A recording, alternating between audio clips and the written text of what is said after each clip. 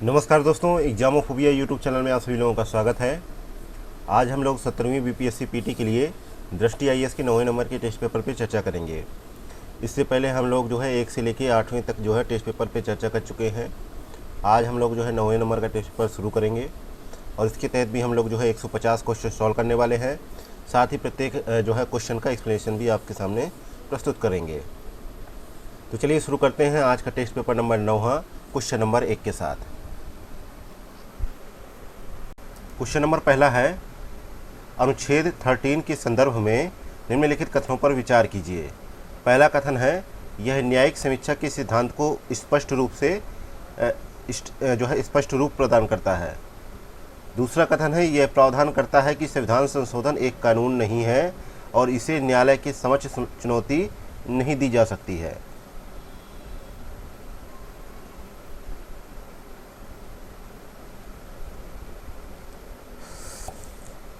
तो क्वेश्चन में आपसे पूछा गया है कि उपर्युक्त कथनों में से कौन सा कथन सही है। तो एक तो देखा जाए पहला नंबर का स्टेटमेंट है वो सही है और दूसरा नंबर का स्टेटमेंट है वो यहाँ पे सही नहीं है, क्योंकि देखा जाए तो अनुच्छेद 13 जो है प्रावधान करता है कि जो है संवैधानिक संशोधन एक कानून नहीं है, अतः इसे न्यायालय के समक्ष चुनौती नहीं दी जा सकती। लेकिन देखा जाए तो केशवानंद भारती मामला हुआ 1973 में। इसमें सर्वोच्च न्यायालय ने माना कि एक संविधान संशोधन को इस आधार पर न्यायालय में चुनौती दी जा सकती है कि यह मूल अधिकार का उल्लंघन करता है जो संविधान के बुनियादी ढांचे का हिस्सा है और जो है इसे शून्य घोषित नहीं किया जा सकता है। इसलिए यहाँ पे दूसरा स्टेटमेंट गलत हो जाता है, केवल पहला ही स्टेटमेंट सही होगा, इसलिए सी ऑप्शन करेक्ट आंसर हो जाएगा। नेक्स्ट है क्वेश्चन नंबर दूसरा, संसद सदस्यों की शपथ या प्रतिज्ञान के संदर्भ में निम्नलिखित कथनों पर विचार करें। पहला कथन है कि शपथ या प्रतिज्ञान में संप्रभुता और अखंडता शब्द 16वें संविधान संशोधन अधिनियम 1963 द्वारा जोड़े गए। नेक्स्ट है ऑप्शन नंबर दूसरा, 16वां संविधान संशोधन अधिनियम 1963 राष्ट्रीय एकता परिषद की सिफारिशों पर अधिनियमित किया गया है।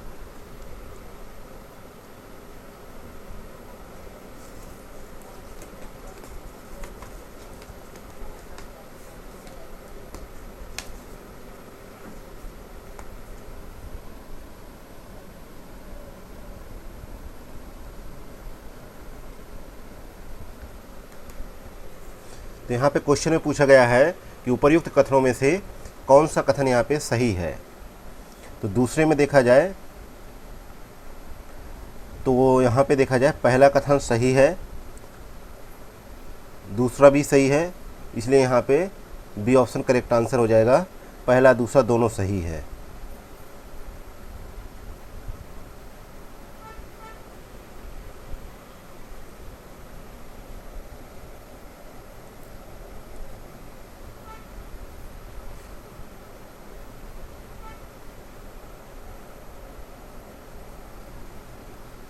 नेक्स्ट है क्वेश्चन नंबर तीसरा, निम्नलिखित में से किसे राज्य प्रमुख कहा जाता है।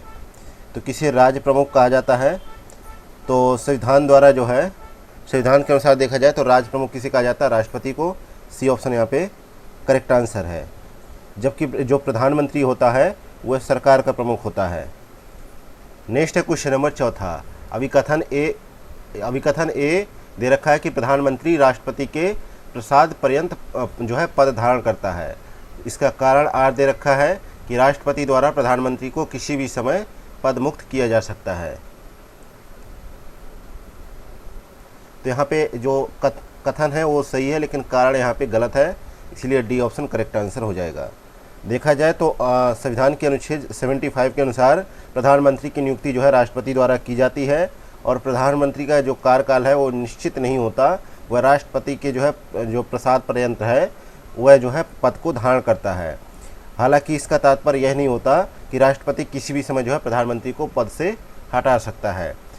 प्रधानमंत्री को पद से तभी हटाया जा सकता है जब वह अपना लोकसभा में जो है बहुमत खो दे और विश्वास मत जो है प्राप्त न कर सके।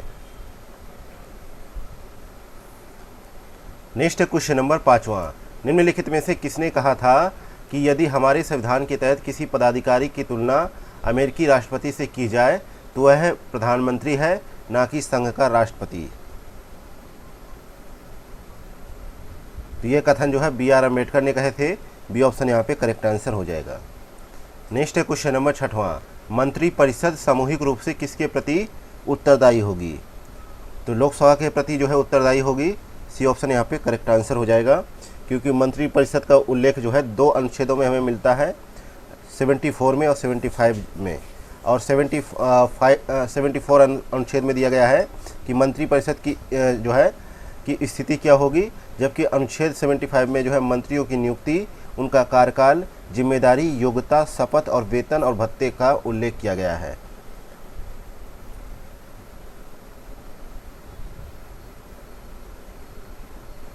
नेक्स्ट है क्वेश्चन नंबर 7वां, संविधान के निम्नलिखित में से कौन से अनुच्छेद जो है संसद के प्रावधानों से संबंधित है? तो संविधान के भाग 5 में अनुच्छेद 79 से जो है 122 संविधान तक जो है संसद के संगठन, संरचना, अवधि, अधिकारियों, प्रक्रियाओं, विशेषाधिकारों, शक्तियों आदि से संबंधित प्रावधान किए गए हैं। तो यहाँ पे करेक्ट आंसर होगा ए ऑप्शन।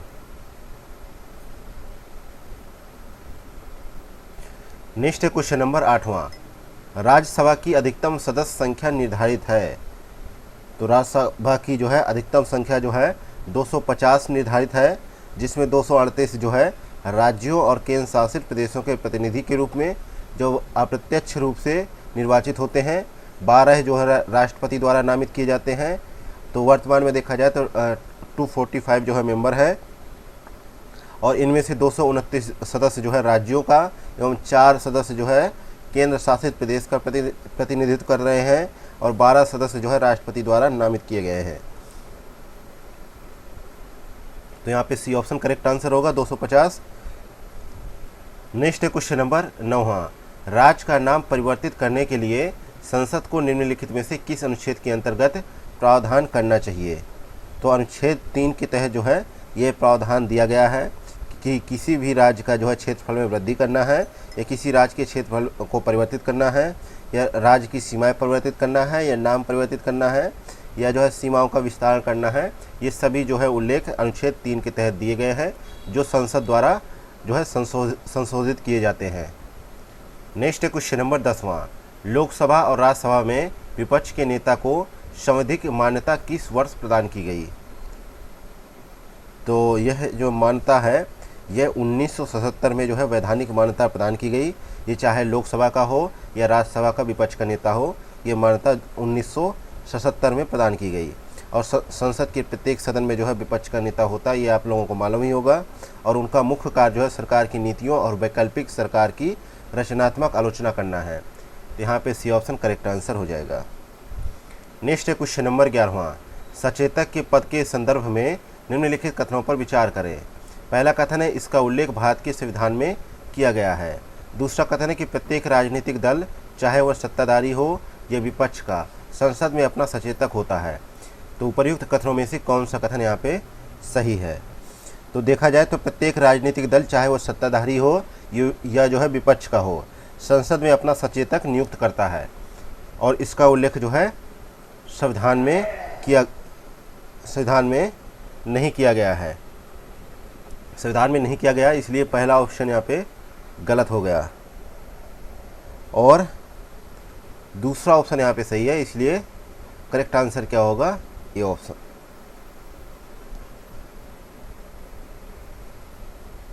ये ऑप्शन सही है।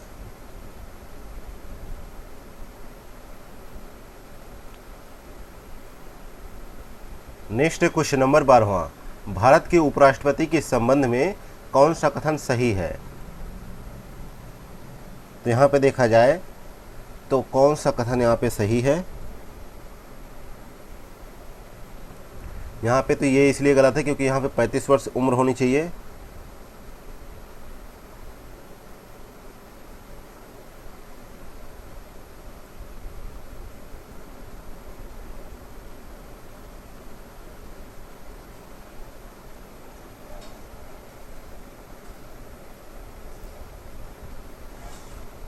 दूसरा है कि उसे राज्यसभा की सदस्य के रूप में चुनाव के लिए अहल होना चाहिए। यहाँ पे बी ऑप्शन सही है।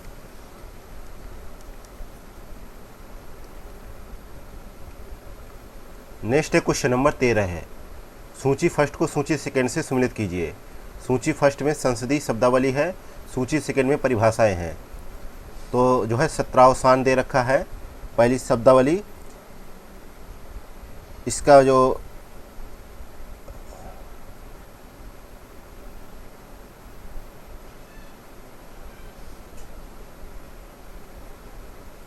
17 होता है, तो स्थगन की विपरीत जो है 17 सदन की बैठक के साथ साथ जो है सत्र को भी समाप्त करता है, और यह भारत के राष्ट्रपति द्वारा किया जाता है। तो इसका मिलान होगा दूसरे से। अगला है स्थगन। स्थगन किसे कहते हैं? स्थगन एक बैठक में जो है काम को एक निर्दिष्ट समय के लिए निलंबित कर देता है, जो घंटे, दिन या सप्ताह भी हो सकता है। यानी एक दिन के लिए भी जो है बैठक को स्थगित किया जा सकता है, सप्ताह के लिए भी, या जो है एक निश्चित घंटे के लिए भी। तो इसका जो मिलान हो जाएगा पहले से। अगला है आहूत करना। आहूत करना का मतलब होता है संसद के सभी सदस्यों को सत्र के लिए बुलाने की प्रक्रिया को कहा जाता है आहूत करना।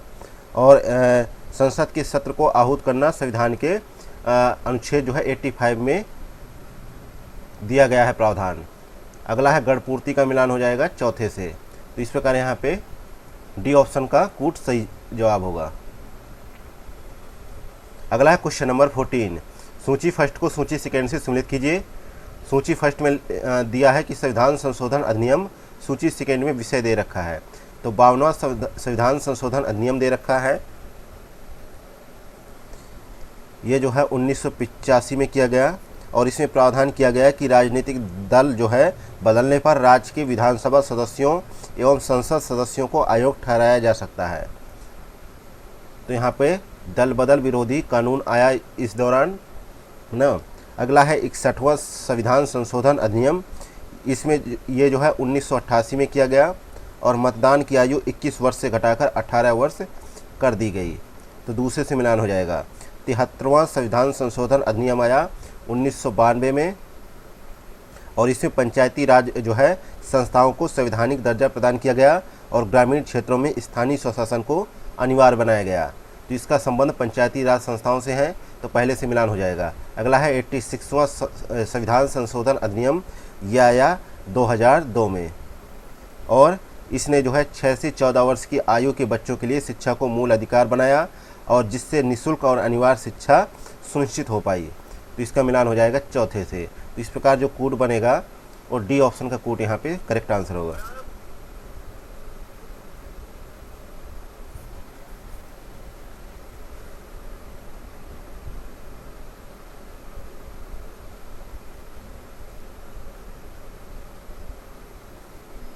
नेक्स्ट है क्वेश्चन नंबर 15 है, अभिकथन ए, किसी राज्य का राज्यपाल धन विधेयक को राष्ट्रपति के जो है विचारार्थ आरक्षित कर सकता है।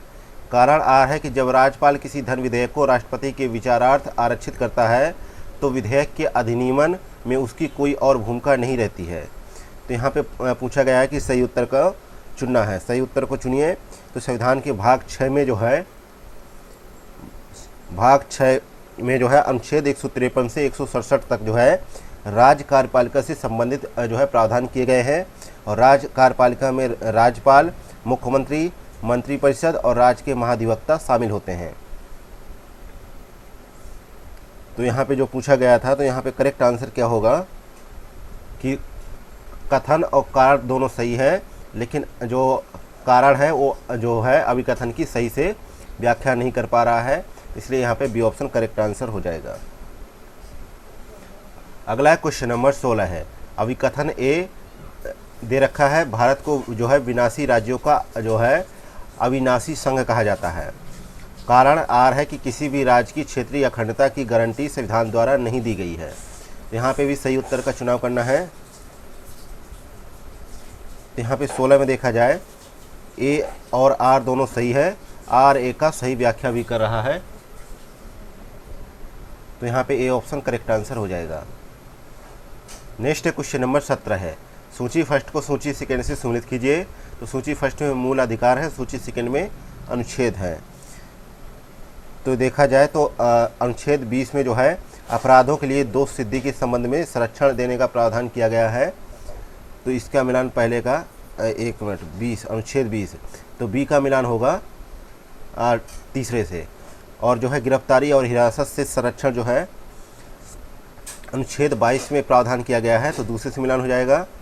और मानव दुर्व्यवहार का निषेध जो है ये जो है अनुच्छेद 23 में दिया गया है, तो इसका मिलान जो है पहले से हो जाएगा। और संवैधानिक उपचारों का अधिकार के संबंध में प्रावधान अनुच्छेद जो है 32 में दिया गया है। तो इस प्रकार यहाँ पे देखा जाए तो ए ऑप्शन का कोड करेक्ट आंसर हो जाएगा। अगला है क्वेश्चन नंबर 18 है, भारतीय संविधान की प्रस्तावना के संदर्भ में निम्नलिखित कथनों पर विचार करें। पहला कथन है इसे 26 नवंबर 1949 को अपनाया गया। और दूसरा कथन है कि 42वें संविधान संशोधन अधिनियम 1976 के माध्यम से प्रस्तावना में समाजवादी, पंथ निरपेक्ष और लोकतांत्रिक शब्द को शामिल किया गया। तो उपर्युक्त कथनों में से कौन सा कथन सही है? तो 18 में देखा जाए तो एक तो पहला कथन सही है, दूसरा कथन यहाँ पे गलत है। दूसरा इसलिए गलत है क्योंकि देखा जाए तो 42वें संशोधन अधिनियम के तहत जो है 1976 में प्रस्तावना में समाजवादी, धर्मनिरपेक्ष और अखंडता शब्द जोड़े गए।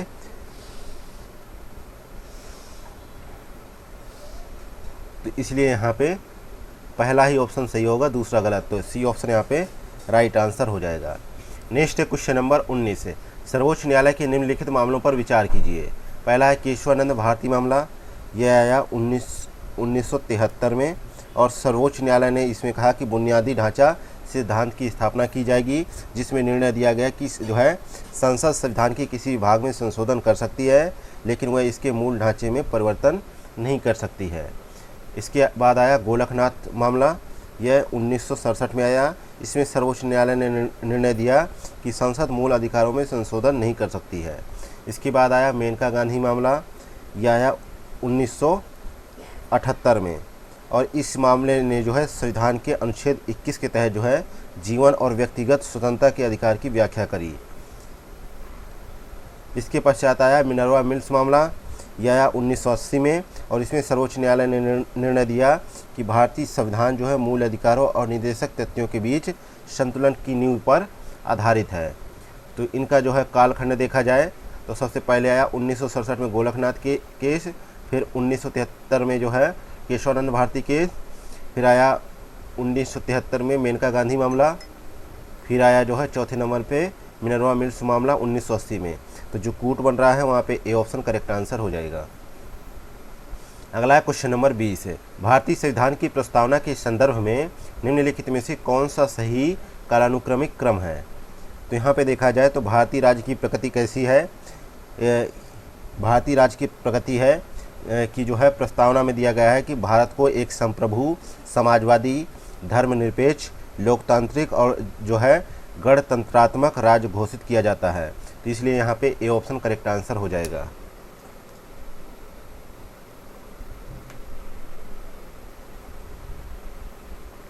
नेक्स्ट है क्वेश्चन नंबर 21 है, 26 नवंबर 1949 को अपनाए गए भारत के संविधान के संबंध में कौन सा कथन सही है? तो इसमें देखा जाए तो 395 अनुच्छेद और 8 अनुसूचियाँ थी, तो यहाँ पे बी ऑप्शन करेक्ट आंसर हो जाएगा। और संविधान दिवस जो है प्रत्येक वर्ष जो है 26 नवंबर को मनाया जाता है, और क्योंकि इसी दिन जो है संविधान को अधिनियमित किया गया था और भारत का संविधान दुनिया का सबसे लंबा संविधान है। और अब भारत के संविधान में 25 भागों में 448 अनुच्छेद और 12 अनुसूचियाँ हैं। नेक्स्ट है क्वेश्चन नंबर 22 है, निम्नलिखित में से कौन सा कथन संविधान सभा के संबंध में सही नहीं है?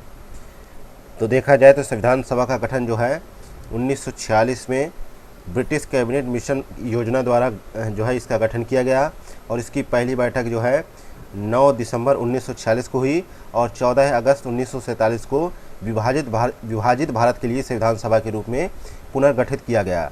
और इसके सदस्यों को जो है भारत सरकार अधिनियम 1935 के तहत जो है स्थापित प्रांतीय विधान सभाओं के सदस्यों द्वारा अप्रत्यक्ष चुनाव द्वारा चुना गया था।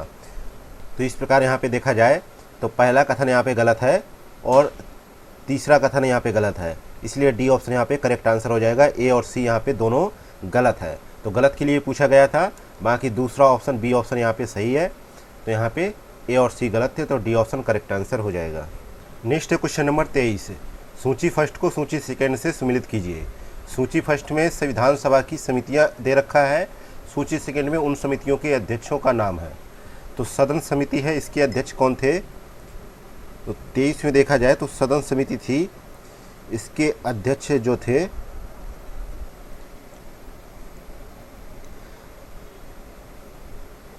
इसके जो अध्यक्ष थे बी पट्टाभी सीतारमैया थे। तो यहाँ पे मिलान हो जाएगा चौथे से। अगला है प्रक्रिया संबंधी नियम समिति थी, इसके जो अध्यक्ष थे डॉक्टर राजेंद्र प्रसाद थे, तो इनका मिलान जो है दूसरे से हो जाएगा। अगला है मूल अधिकार उप समिति, तो मूल अधिकार उप समिति के जो अध्यक्ष थे JB कृपलानी थे, तो तीसरे से मिलान हो जाएगा। और प्रांतीय संविधान समिति के अध्यक्ष जो थे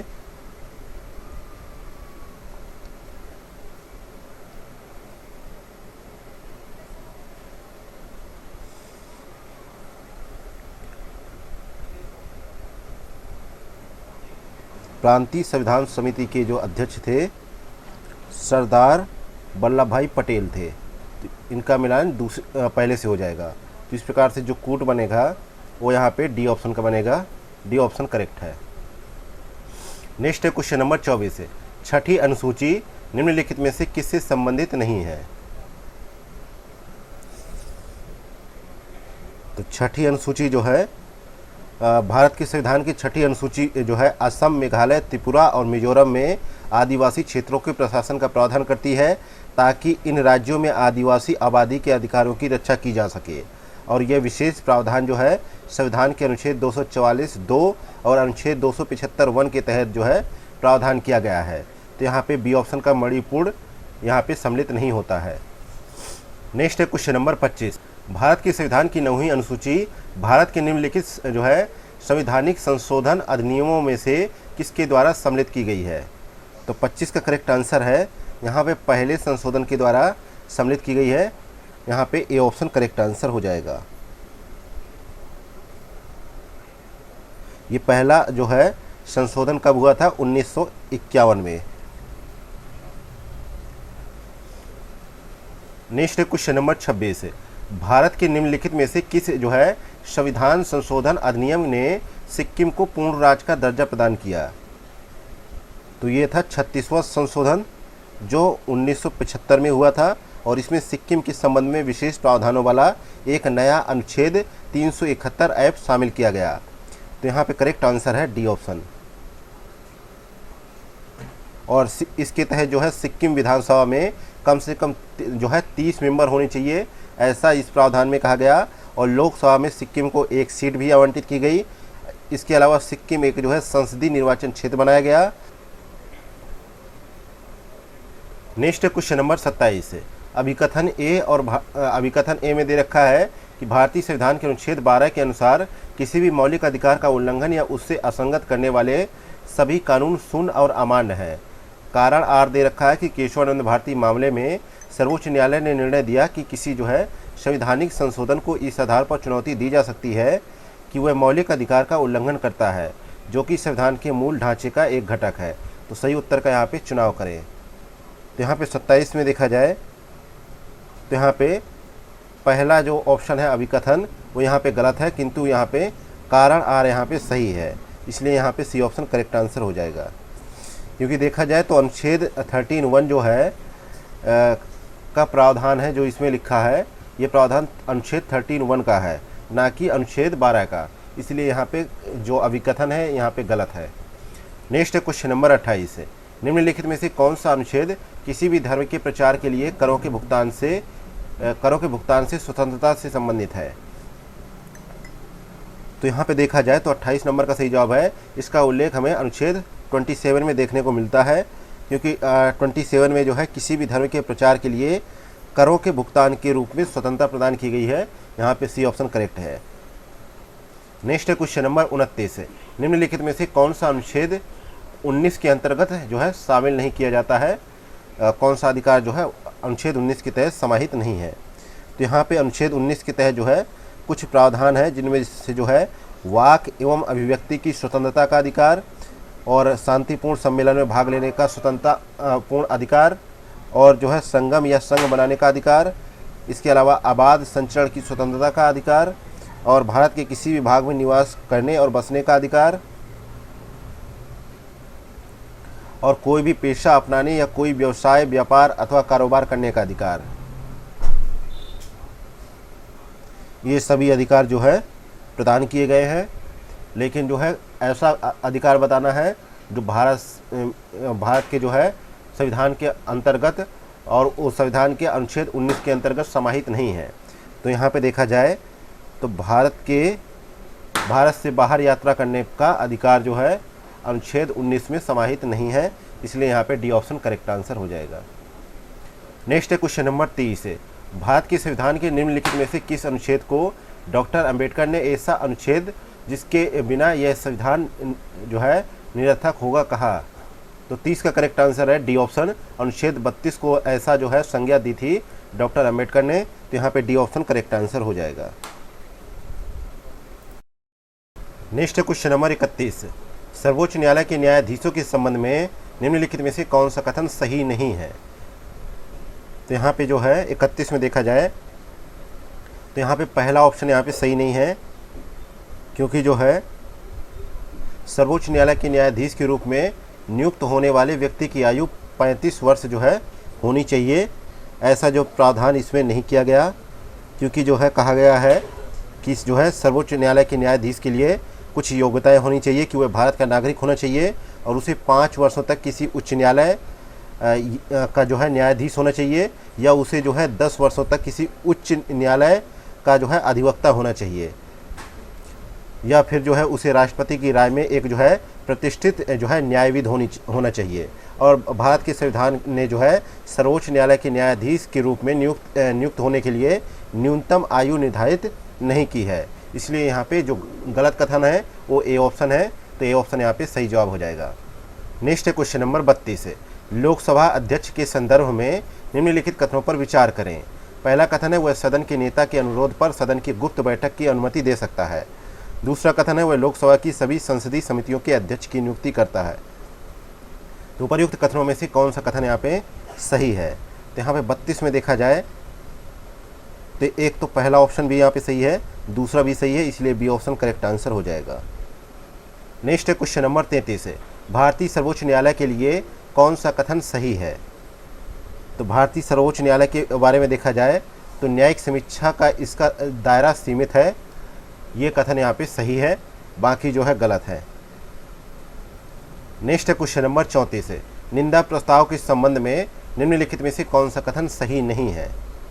तो निंदा प्रस्ताव के बारे में देखा जाए 34 नंबर में, तो यहाँ पे देखा जाए लोकसभा में इस प्रस्ताव को अपनाने का जो है औचित्य बताना होगा और इसे किसी एक मंत्री या मंत्रियों के समूह या संपूर्ण मंत्रिपरिषद के खिलाफ लाया जा सकता है और इसे जो है विशिष्ट नीतियों और कार्यों के लिए मंत्रिपरिषद की निंदा करने के लिए प्रस्तुत किया जाता है। यदि यह जो है लोकसभा में पारित हो जाता है तो मंत्रिपरिषद को पद से इस्तीफा देना आवश्यक नहीं है, इसलिए यहाँ पे देखा जाए ए ऑप्शन यहाँ पे नहीं, ए ऑप्शन नहीं, डी ऑप्शन यहाँ पे करेक्ट है, क्योंकि इसमें लिखा है यदि ये लोकसभा में पारित हो जाता है तो मंत्रिपरिषद को पद से इस्तीफा देना होगा, लेकिन ऐसा प्रावधान नहीं है कि इस्तीफा देना होगा।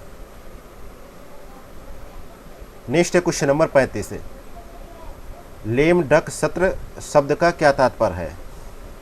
तो लेम डक सत्र का तात्पर्य है यह नई लोकसभा के निर्वाचित होने के बाद वर्तमान लोकसभा के अंतिम सत्र को संदर्भित करता है और वर्तमान लोकसभा के वे सदस्य जो नई लोकसभा के लिए दोबारा निर्वाचित नहीं हो सके उन्हें जो है लेम डक सत्र कहा जाता है। तो यहाँ पे करेक्ट आंसर होगा ए ऑप्शन। नेक्स्ट है क्वेश्चन नंबर 36 है, संसदीय विशेषाधिकारों के संबंध में निम्नलिखित कथनों में से कौन सा कथन सही नहीं है? तो यहाँ पे देखा जाए तो सी ऑप्शन सही नहीं है कि सभी विशेषाधिकारों को लोकसभा की प्रक्रिया के नियमों के तहत संहिताबद्ध किया गया है। संसद ने अब तक जो है सभी जो है विशेषाधिकारों को व्यापक रूप से संहिताबद्ध करने के लिए कोई विशेष कानून नहीं बनाया है, इसलिए यहाँ पे सी ऑप्शन करेक्ट आंसर हो जाएगा, ये कथन सही नहीं है। नेक्स्ट है क्वेश्चन नंबर 37 है, भारत में अब तक कितनी बार जो है परिसीमन आयोग का गठन किया गया है?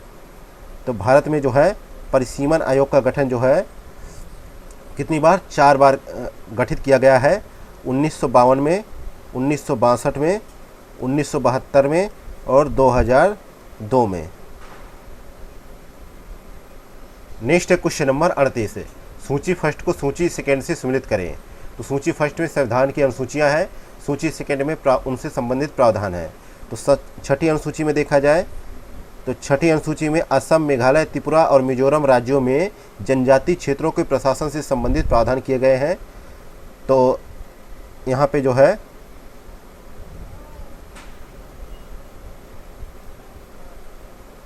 पहले का मिलान होगा दूसरे से और 9वीं अनुसूची का मिलान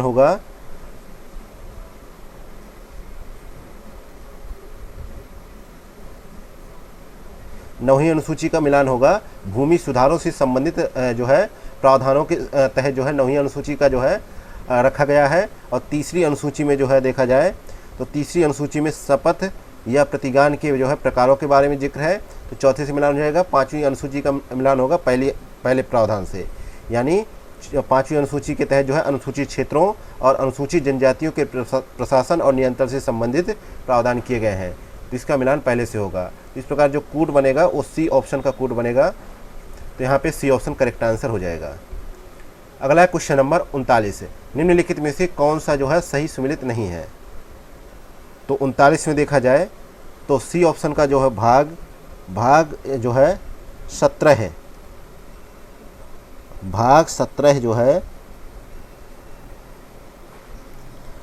क्या है, राजभाषा से संबंधित है और इसके तहत जो है अनुच्छेद 343 से 351 तक के अनुच्छेदों का समाहित किया गया है, तो सी ऑप्शन यहाँ पे सही नहीं है।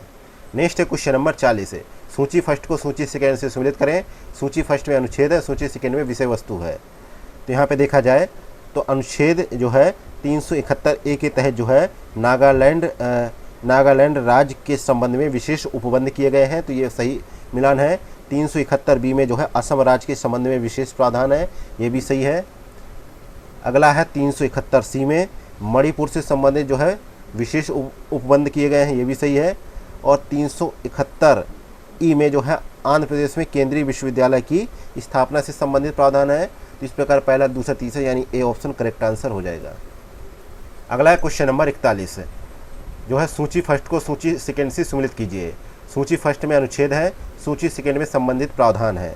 तो अनुच्छेद 157 में राज्यपाल के रूप में नियुक्ति के लिए अर्हताएँ दी गई हैं, तो इसका मिलान होगा चौथे से। और अनुच्छेद 159 में राज्यपाल द्वारा शपथ या प्रतिज्ञान के बारे में दिया गया है, तो तीसरे से मिलान हो जाएगा। अनुच्छेद 163 में राज्यपाल को सहायता एवं सलाह देने के लिए मंत्रिपरिषद का जो है उल्लेख किया गया है, तो दूसरे से हो जाएगा। और ये पहले से हो जाएगा, राज्य के महाधिवक्ता का उल्लेख किया गया है अनुच्छेद 165 में। इस प्रकार यहाँ पे जो कोड बनेगा वो बी ऑप्शन का कोड यहाँ पे करेक्ट होगा। नेक्स्ट है क्वेश्चन नंबर 42 है, मुख्य निर्वाचन आयुक्त को उसी रीति से पदमुक्त किया जा सकता है जिस रीति से जो है सर्वोच्च न्यायालय के न्यायाधीश को पदमुक्त किया जाता है, तो बी ऑप्शन यहाँ पे करेक्ट आंसर हो जाएगा। नेक्स्ट है क्वेश्चन नंबर 43 है, निम्नलिखित में से कौन सा पंचायतों के अंतर्गत रखे गए कार्यात्मक विषयों में शामिल नहीं है। तो कार्यात्मक विषयों में जो है पशु, तालाब और पशुओं के प्रति क्रूरता की रोकथाम शामिल नहीं है, तो सी ऑप्शन यहाँ पे करेक्ट आंसर है। नेक्स्ट है क्वेश्चन नंबर 44 है, निम्नलिखित समितियों पर विचार करें। पहला है जो है वर्ष 1985 में जो है योजना आयोग ने जो है ग्रामीण विकास और गरीबी उन्मूलन कार्यक्रमों के जो है प्रशासनिक ढांचे की समीक्षा के लिए GVK राव की अध्यक्षता में एक समिति का गठन किया।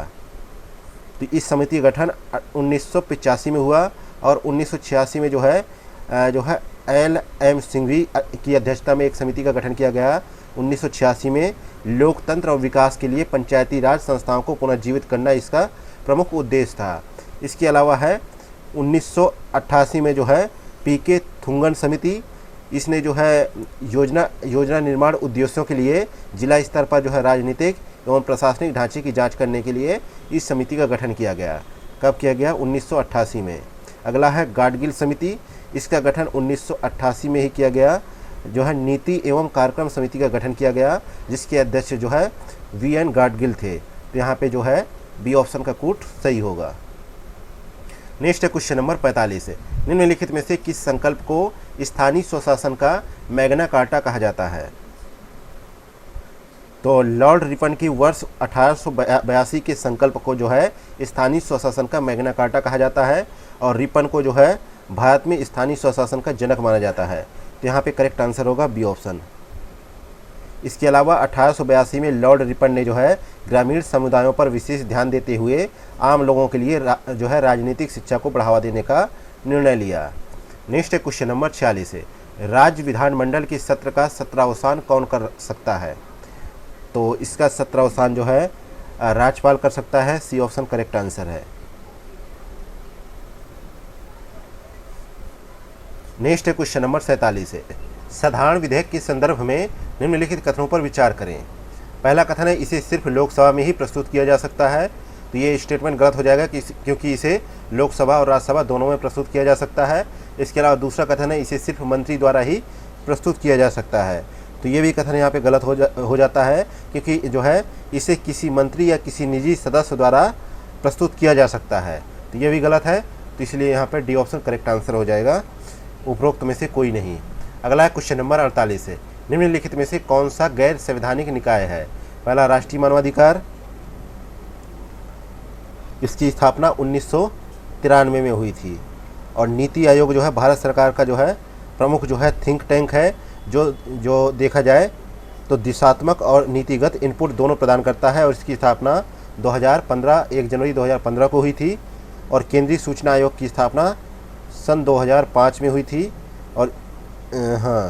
और केंद्रीय सतर्कता आयोग की स्थापना जो है भ्रष्टाचार को रोकने के लिए किया गया था जो है 1964 में।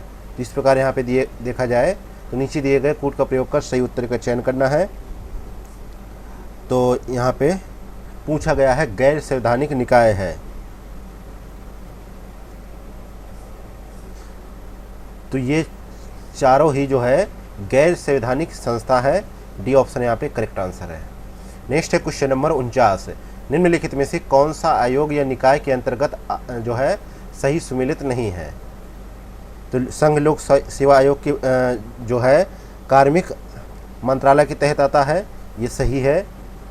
कर्मचारी चयन आयोग जो है कार्मिक मंत्रालय के तहत आता है, लेकिन गृह मंत्रालय लिखा है, यही यहाँ पे गलत है, तो यही सही होगा, बाकी सही है।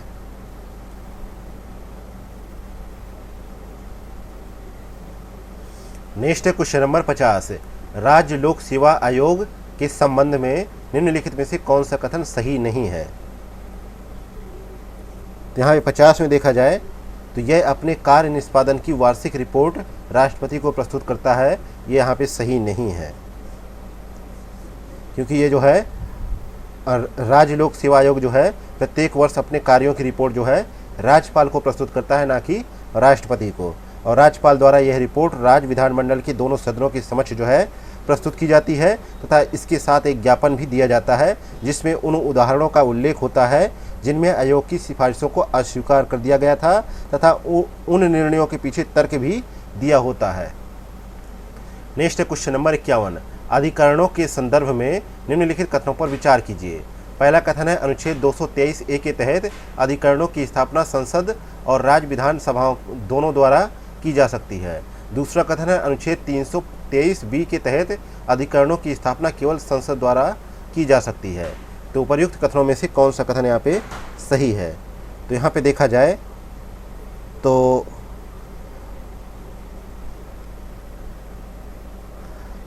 मूल संविधान के जो है अधिकरण के संबंध में जो है उपबंध किए गए हैं, और इसे जो है 42वें संशोधन अधिनियम 1976 द्वारा भारतीय संविधान में समाहित किया गया। और अनुच्छेद 323A में जो है प्रशासनिक अभिकरणों से संबंधित प्रावधान है, और इसके अलावा अनुच्छेद 323B में जो है अन्य मामलों के अधिकरणों से संबंधित प्रावधान किए गए हैं। तो यहाँ पे देखा जाए तो दोनों ही कथन यहाँ पे सही नहीं है, तो डी ऑप्शन यहाँ पे करेक्ट आंसर हो जाएगा। नेक्स्ट है क्वेश्चन नंबर 52, राष्ट्रीय महिला आयोग के संदर्भ में निम्नलिखित कथनों पर विचार करें। पहला कथन है कि यह वर्ष 1992 में गठित एक जो है संवैधानिक संस्था है। दूसरा कथन है कि जयंती पटनायक आयोग के प्रथम अध्यक्ष थी। तो जयंती पटनायक आयोग की प्रथम अध्यक्ष थी। तो उपर्युक्त में से कौन सा कथन यहाँ पे सही है? तो एक तो देखा जाए तो दूसरा कथन यहाँ पे सही है, पहला यहाँ पे गलत है, क्योंकि NCW है यानी राष्ट्रीय महिला आयोग है, भारत सरकार का जो है संवैधानिक निकाय है, न कि संवैधानिक निकाय है, जो समानता महिलाओं को प्रभावित करने वाले सभी नीतिगत मामलों पर सरकार को सलाह देने से संबंधित है। और राष्ट्रीय महिला आयोग अधिनियम 1990 और भारतीय संविधान के प्रावधानों के अनुसार इसकी स्थापना सन 1992 में की गई थी। तो यहाँ पे पहला गलत है, दूसरा सही है, तो बी ऑप्शन यहाँ पे करेक्ट आंसर हो जाएगा। नेक्स्ट है क्वेश्चन नंबर 53। राष्ट्रीय मानवाधिकार आयोग किस अध्यक्ष के रूप में नियुक्ति के लिए पात्र है? तो राष्ट्रीय मानवाधिकार आयोग की स्थापना जो है मानवाधिकार संरक्षण अधिनियम 1993 के तहत हुई। और आयोग एक जो है बहुसदस्यीय निकाय है, जिसमें एक अध्यक्ष और 5 मेंबर होते हैं। और अध्यक्ष जो होता है वो भारत के सेवानिवृत्त मुख्य न्यायाधीश या जो है सर्वोच्च न्यायालय के न्यायाधीश होने चाहिए। तो यहाँ पे जो सही जवाब है सी ऑप्शन करेक्ट है। नेक्स्ट है क्वेश्चन नंबर 54। केंद्रीय सतर्कता आयोग की स्थापना निम्नलिखित में से किस समिति की सिफारिश पर की गई थी? तो इसकी स्थापना जो है भ्रष्टाचार निवारण पर जो है संथानम समिति बनी थी, उसकी सिफारिश पर की गई थी 1964 में। तो यहाँ पे करेक्ट आंसर है के संथानम समिति। नेक्स्ट है क्वेश्चन नंबर 55। लोकसभा के अध्यक्ष एवं उपाध्यक्ष को उनके पद से मुक्त किया जा सकता है किस रूप में? पहले देख लेते हैं कि इनका उल्लेख जो है अनुच्छेद 94 में दिया गया है और इनको किस रूप में जो है पद मुक्त किया जा सकता है। तो इनको जो है यदि लोकसभा के तत्कालीन सदस्यों के बहुमत से इस आशय का एक प्रस्ताव पारित हो जाए कि जो है सदन ने अपना बहुमत खो दिया है, या फिर सदन द्वारा जो है बहुमत जो है ख़त्म हो जाए, मान के चलो सरकार का ही बहुमत ख़त्म हो गया, तो जो है लोकसभा के अध्यक्ष जो है स्वयं ही जो है पद पर नहीं रह सकते हैं। पहला ऑप्शन देख लेते हैं कि वह अपने पद से पद मुक्त कब हो सकते हैं। पहला है यदि वह लोकसभा का सदस्य नहीं रहता तो वह अपना पद त्याग कर देगा, और किसी भी समय यदि सदस्य अध्यक्ष तो उपाध्यक्ष को, और यदि ऐसा सदस्य उपाध्यक्ष है तो अध्यक्ष को संबोधित करते हुए अपने पद से त्यागपत्र दे सकता है। इसके अलावा सदन के सभी तत्कालीन सदस्यों के बहुमत द्वारा पारित लोकसभा के एक प्रस्ताव द्वारा उनके कार्यालय से पद मुक्त किया जा सकता है, यानी उनके कार्यभार से उनको पद मुक्त किया जा सकता है। अगला है क्वेश्चन नंबर 56। सूची फर्स्ट को सूची सेकंड से मिलान करना है। सूची फर्स्ट में जो है संसद का नाम है, सूची सेकंड में देश का नाम है। तो नेसेट दे रखा है, नेसेट जो है इजराइल का जो है संसद भवन है, और इम्पीरियल डाइट जो है जापान का है, और नेशनल पीपुल्स कॉन्फ्रेंस जो है चीन का है, और मजलिस जो है ईरान का है। इस प्रकार यहाँ पे ए नंबर का कूट सही जवाब होगा। नेक्स्ट है क्वेश्चन नंबर 57। निम्नलिखित में से कौन से भारत के पंचशील समझौते का सिद्धांत है? तो पंचशील समझौते की सिद्धांत है पंचशील या जो है शांतिपूर्ण सह अस्तित्व के 5 सिद्धांतों का पहली बार जो है औपचारिक रूप से चीन और भारत के तिब्बत क्षेत्र के बीच जो है 29 अप्रैल 1954 को जो है हस्ताक्षरित व्यापार और सह संबंध समझौते में प्रतिपादित किए गए 5 समझौते हैं, जिनकी प्रस्तावना में कहा गया था कि दोनों सरकारों ने जो है निम्नलिखित सिद्धांतों के आधार पर वर्तमान समझौते में प्रवेश करने का संकल्प लिया है। ये जो है 5 सिद्धांत थे। पहला था शांतिपूर्ण सह अस्तित्व, तो चौथा सही है, और समानता और जो है पारस्परिक लाभ है, और जो है पारस्परिक गैर हस्तक्षेप, पारस्परिक गैर आक्रामकता, और एक दूसरे की क्षेत्रीय अखंडता और संप्रभुता के लिए पारस्परिक सम्मान। तो यहाँ पे करेक्ट आंसर होगा बी ऑप्शन। नेक्स्ट है क्वेश्चन नंबर 58। भारतीय विशिष्ट पहचान प्राधिकरण एक जो है संवैधानिक निकाय के रूप में निम्नलिखित में से किस वर्ष गठित किया गया? तो इसका गठन जो है 12 जुलाई 2016 को इसका गठन किया गया। तो यहाँ पे सी ऑप्शन करेक्ट आंसर हो जाएगा। नेक्स्ट है क्वेश्चन नंबर 59।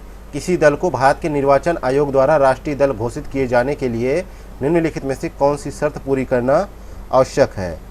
तो भारत का निर्वाचन के लिए जो है निर्वाचन आयोग द्वारा राष्ट्रीय दल घोषित करने के लिए जो है 4 या अधिक राज्यों में मान्यता प्राप्त हो, यदि उस पार्टी के उम्मीदवारों ने कम से कम 4 राज्यों में कुल वैध मतों का कम से कम 6% जो है वोट हासिल किया हो और दल के पास जो है पिछले लोकसभा चुनाव में कम से कम 4 संसद सदस्यों ने जीत हासिल की हो। और इसके अलावा जो है यदि जो है पार्टी ने जो है कम से कम 3 राज्यों से लोकसभा की कुल सीटों में से कम 2% सीटों में जीत हासिल की हो। और इस प्रकार जो है देखा जाए तो यहाँ पे ए ऑप्शन करेक्ट हो जाएगा। और राष्ट्रीय दल के रूप में कितनी पार्टियां हैं? 6 पार्टियां हैं। आम आदमी party, Bahujan Samaj party, Bharatiya Janata Dal party, भारतीय कम्युनिस्ट पार्टी मार्क्सवादी, भारतीय राष्ट्रीय कांग्रेस और नेशनल पीपुल्स पार्टी यानी एनपीपी। नेक्स्ट है क्वेश्चन नंबर 60 है। 60 नंबर क्वेश्चन है, भारतीय संविधान के निम्नलिखित में से किस अनुच्छेद में प्रावधान किया गया है कि प्रत्येक राज्य जो है भाषाई अल्पसंख्यक वर्गों के बच्चों को शिक्षा के प्राथमिक स्तर पर मातृभाषा में शिक्षा के लिए पर्याप्त सुविधाएं प्रदान करने का प्रयास करेगा। तो यहाँ पे 60 का करेक्ट आंसर है अनुच्छेद 350A के तहत यह प्रावधान किया गया है। बी ऑप्शन यहाँ पे करेक्ट आंसर है। नेक्स्ट है क्वेश्चन नंबर 61 है, सूची फर्स्ट को सूची सेकंड से सम्मिलित कीजिए। तो राजनीतिक दलों का मिलान करना है उनके गठन वर्ष से। तो भारतीय जनसंघ की स्थापना 21 अक्टूबर 1951 में हुई थी दिल्ली में और इसके जनसंघ के संस्थापक थे श्यामा प्रसाद मुखर्जी, बलराज माधोक और दीनदयाल उपाध्याय। अगला है AIADMK। इसका गठन जो है पुरैची थलाइवर ने किया था और 1972 में। इसके अलावा है तेलुगु देशम पार्टी यानी TDP का गठन जो है 1982 में आंध्र प्रदेश में तेलुगु भाषा की फिल्मों के पूर्व स्टार और निर्देशक जो है नंदमुरी तारक रामाराव ने किया था इसका गठन।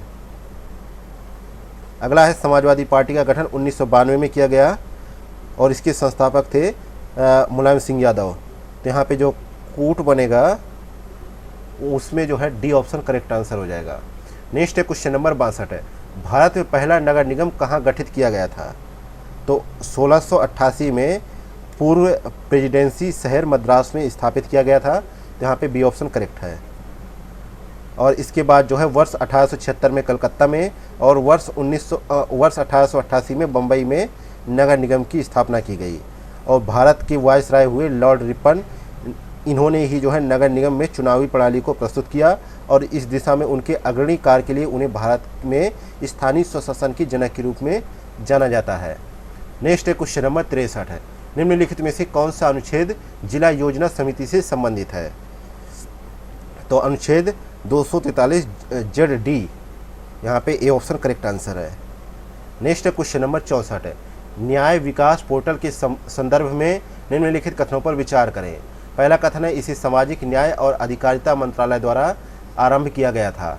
दूसरा कथन है, इसका उद्देश्य जिला एवं अधीनस्थ न्यायपालिका के लिए बुनियादी सुविधाओं के विकास हेतु केंद्रीय प्रायोजित योजना की निगरानी करना है।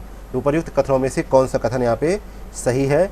तो एक तो यहाँ पे दूसरा सही है, पहला यहाँ पे गलत है क्योंकि यह पोर्टल कानून एवं न्याय मंत्रालय के अंतर्गत आता है। तो यहाँ पे ये ऑप्शन करेक्ट आंसर हो जाएगा।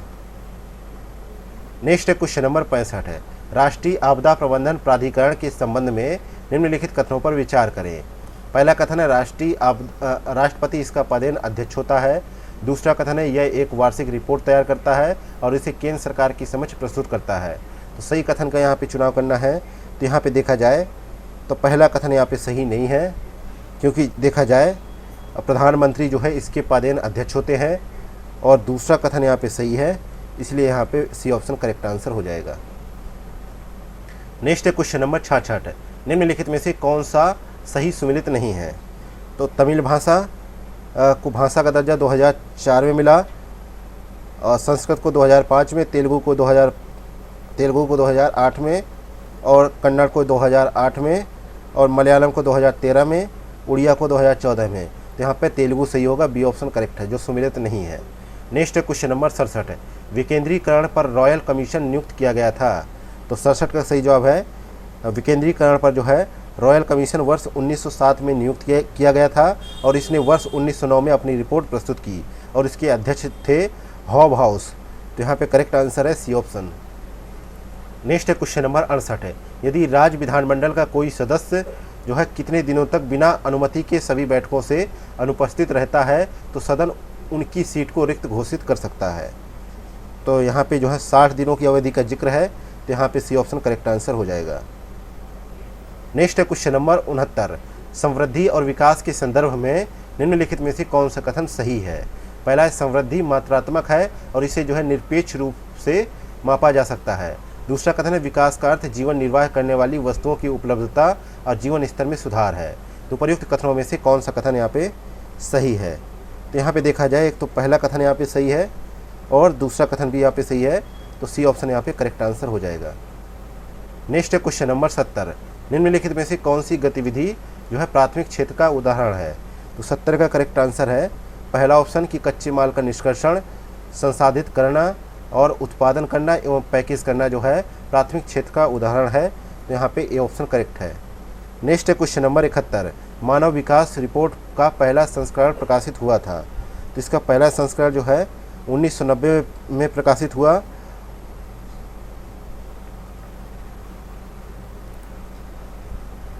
नेक्स्ट है क्वेश्चन नंबर 72, सतत विकास लक्ष्यों के संदर्भ में निम्नलिखित कथनों पर विचार करें।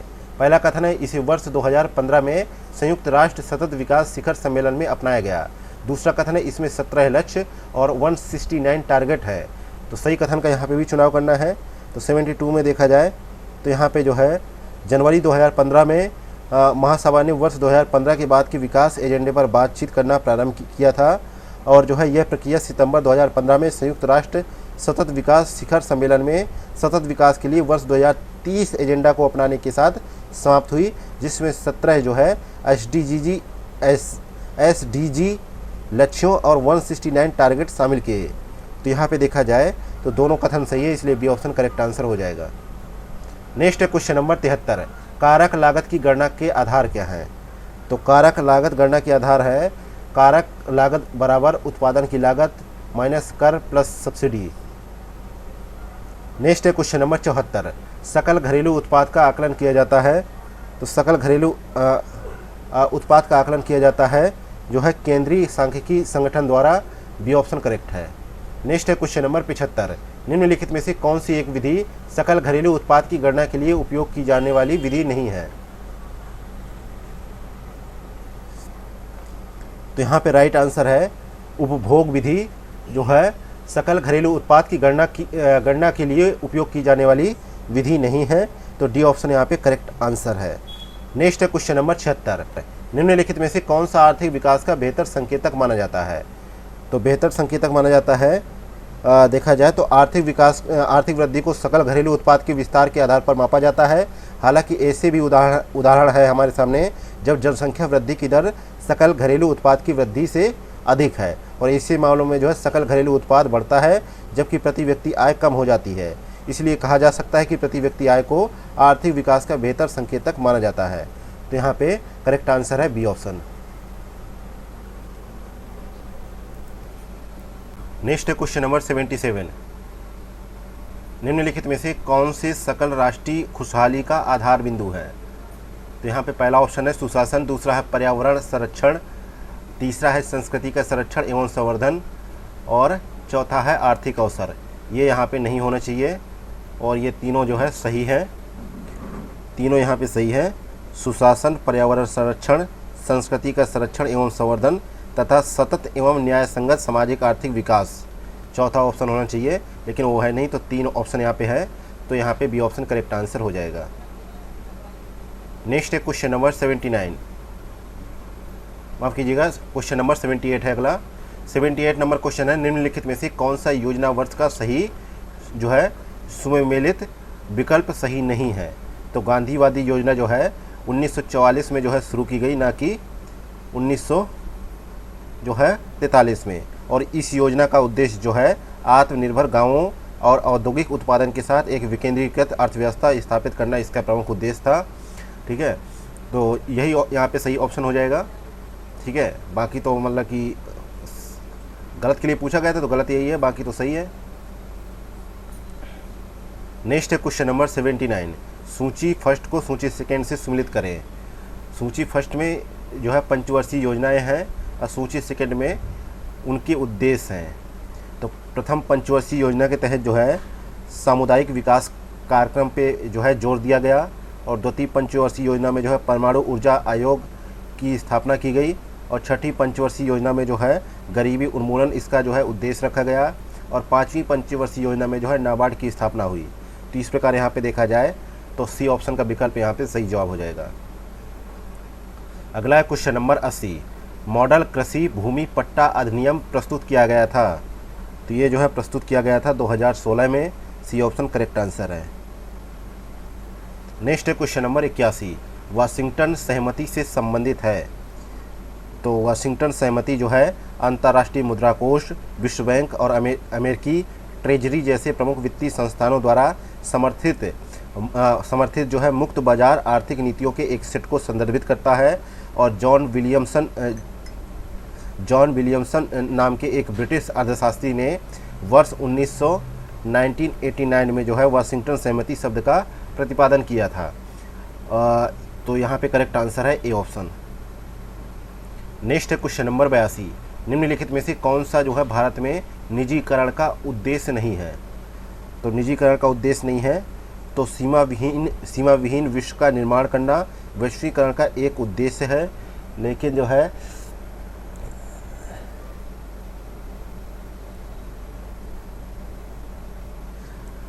ये जो है ऊपर के तीनों विकल्प जो है निजीकरण के उद्देश्य हैं। ये जो है वैश्वीकरण का जो है उद्देश्य है। तो यहाँ पे डी ऑप्शन करेक्ट आंसर हो जाएगा। नेक्स्ट है क्वेश्चन नंबर 83, व्यापार और टैरिफ पर सामान्य समझौता संबंधित है। तो देखा जाए तो ये जो है किससे संबंधित है, विश्व व्यापार संगठन से संबंधित है। बी ऑप्शन करेक्ट आंसर है। और इसकी स्थापना 1995 में हुई थी। नेक्स्ट है क्वेश्चन नंबर 84, निम्नलिखित में से कौन सा सरकार की राजस्व प्राप्तियों का हिस्सा नहीं है। तो सरकार की राजस्व प्राप्तियों का हिस्सा नहीं है तो सब्सिडी नहीं है, क्योंकि सब्सिडी में देखा जाए तो इसमें जो है अर्थव्यवस्था के विभिन्न क्षेत्रों और आबादी के विभिन्न वर्गों को दी जाने वाली सब्सिडी शामिल है। और ये सरकार की व्यय का हिस्सा है, ना कि प्राप्तियों का। तो यहाँ पे करेक्ट आंसर है डी ऑप्शन। नेक्स्ट है क्वेश्चन नंबर 85, जेंडर बजटिंग आरंभ करने वाला प्रथम देश निम्नलिखित में से कौन सा है। तो ऑस्ट्रेलिया जो है जेंडर बजटिंग शुरू करने वाला पहला देश है। इसे 1980 के दशक के मध्य में अपनाया गया था। तो यहाँ पे बी ऑप्शन करेक्ट आंसर हो जाएगा। नेक्स्ट है क्वेश्चन नंबर 86, घाटे का वित्त पोषण क्या है। तो घाटे का वित्त पोषण है कि यह जो है बाह्य संसाधनों से अतिरिक्त व्यय के वित्त पोषण के लिए अपनाई गई एक व्यवस्था है। और घाटे का वित्त पोषण वह बजटीय स्थिति है जहां सरकारी व्यय जो है सरकारी राजस्व से अधिक होता है। तो इस प्रकार यहाँ पे बी ऑप्शन करेक्ट आंसर हो जाएगा। अगला है क्वेश्चन नंबर 87, भारत में व्यक्तिगत आयकर एक प्रकार का जो है प्रगतिशील कर है। सी ऑप्शन यहाँ पे करेक्ट आंसर हो जाएगा।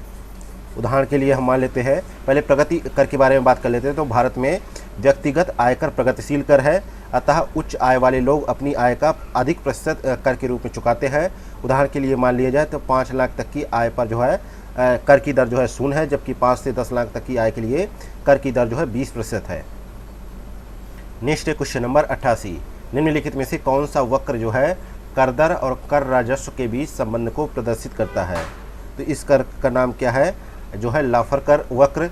बी ऑप्शन यहाँ पे करेक्ट आंसर है। और यह संबंध प्रदर्शित करता है कि कर की दर में जो है अत्यधिक वृद्धि से राजस्व में गिरावट आती है। और यह प्रदर्शित करता है कि कर की दर के साथ जो है सरकारी राजस्व में केवल एक निश्चित समय तक ही वृद्धि होती है। नेक्स्ट है क्वेश्चन नंबर 89, IMF के अनुसार वित्त वर्ष 2024-25 में भारत की विकास दर अनुमानित कितनी है। तो यह जो है 7% है। यहाँ पे सी ऑप्शन करेक्ट आंसर हो जाएगा। अगला है क्वेश्चन नंबर 90, कर प्रशासन सुधार आयोग के अध्यक्ष कौन थे। तो इसके अध्यक्ष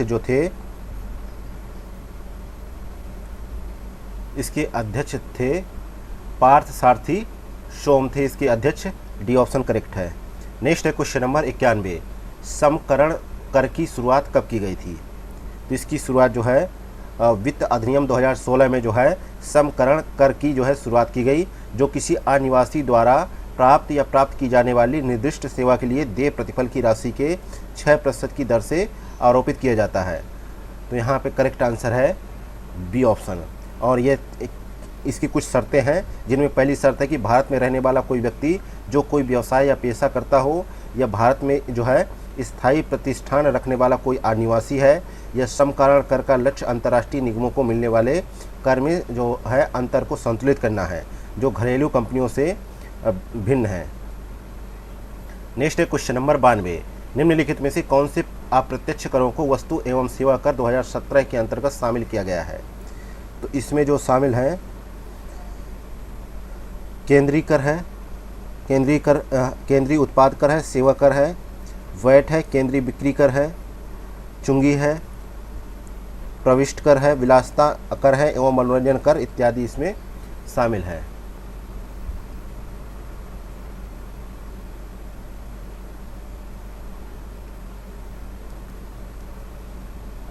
तो यहाँ पे डी ऑप्शन करेक्ट आंसर हो जाएगा।